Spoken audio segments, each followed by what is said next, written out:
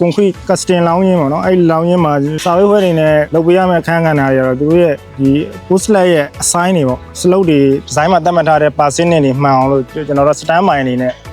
အဲ့လိုချိန်ပေးရတာဖြစ်ပါတယ်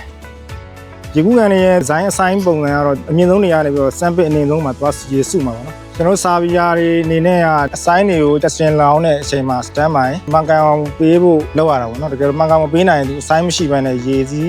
assign ကမှားသွားနိုင်ပါတယ်ကျွန်တော်တို့ဒီ set တွေမှာကရဲ့ error တွေရှိပါဒီ collimation ပြန်စစ်ကြတာပေါ့ servicing 6လတစ်ကြိမ် service လုပ်ပြီးတော့တိကျမှန်ကန်တဲ့ set တွေပဲကျွန်တော်တို့အသုံးပြုရတာပေါ့ collimation 6လတစ်ကြိမ်လုံးမထားတဲ့ set တွေနဲ့တိုင်းတာမယ်ဆိုရင် error ပါသွားနိုင်ပါတယ်အခုလို area ကျေပြတ်တဲ့ရေဦးကန်တွေရဲ့ဒီ stat တွေကိုလောင်းမယ်ပြီးတော့သူ assign ရလဲ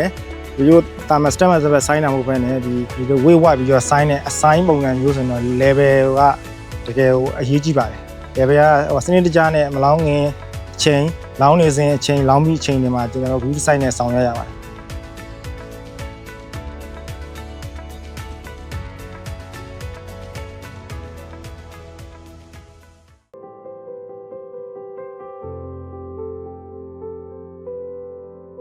ယုံကြည်မှုနဲ့အရေးအသွေးရင်းခံဟေးပဲ